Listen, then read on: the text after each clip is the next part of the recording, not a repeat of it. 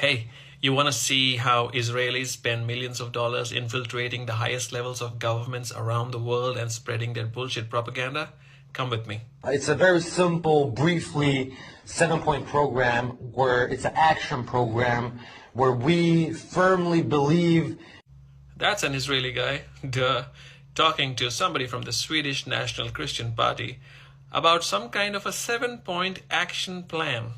And this is the most optimal way for you as a Swedish National Christian Party to stand side by side with the only democracy in the Middle East, which is Israel.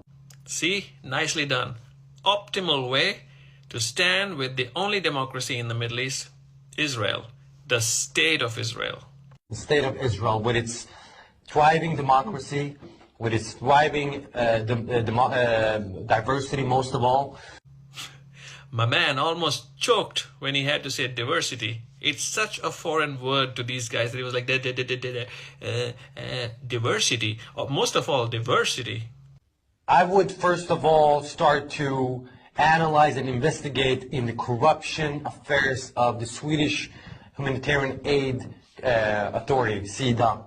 There you go. First point, attack the Swedish Humanitarian Aid Agency so that they cannot help the Palestinians. Second one, the Swedish Humanitarian Aid, according to the previous former development minister, Gunilla Carlsson, she said, she threatened the Palestinian Authority, the so-called Palestinian Authority. Second point, still on the humanitarian aid. It's a big fucking deal for the Israelis if you try to help the Palestinians, because it doesn't help Israelis. And of course, one of the top propaganda points, which is the so-called Palestinians, so-called Palestinian Authority, so-called freedom, so-called justice. By decreasing the annual amount from 720 million Swedish crowns, once again, 720 million Swedish crowns annually to 500 million Swedish crowns. Why should we decrease it? Take it off all the way. Why should we decrease it? Take it off all the way. Yeah, you'd like it if nobody helped Palestinians at all. This is money that goes to not to the poor so-called Palestinians, Arabs. And again, with the so-called Palestinians. The third point, the Swedish embassy should not be in Tel Aviv. It should be in the capital of the state of Israel, which is Jerusalem, which is the undivided, the eternal capital of the state of Israel.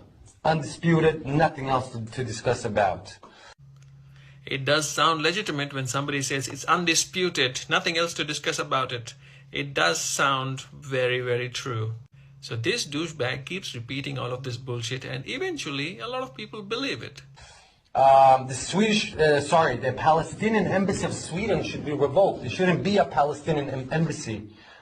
Point number 4. Delegitimize Palestine by not letting them have an embassy. They were the only party that said no to the Palestinian embassy. Only party in all the other parties said yes. We said first they should be a country and then they should have an embassy. Exactly. Only embassies to country. When this lady from the Swedish National Christian Party said that they should first become a country and only then they can have an embassy here, you see the joy on this Israeli's face? He's like, yeah, bravo, bravo. You're so stupid, I don't have to explain anything to you. Good, good. Of course, since we have this propaganda, one of the biggest lies we are sharing in Sweden, unfortunately, is the support of the BDS movement. Why should we boycott factories in Judea and Samaria in the so-called West Bank? That's the next point, attacking the BDS movement, the largest and most effective boycott against Israel. And while we're talking, let's throw in Judea and Samaria. So-called West Bank, one more so-called thing. You see, these guys are very smart with the propaganda. If we're gonna close down these factories, who's gonna be without work? It's gonna be the Arabs, not the Jews, not the Israelis. Wow, that is some Kama Sutra level of gymnastic contortion. If people boycott Israeli products, the Palestinians are going to suffer.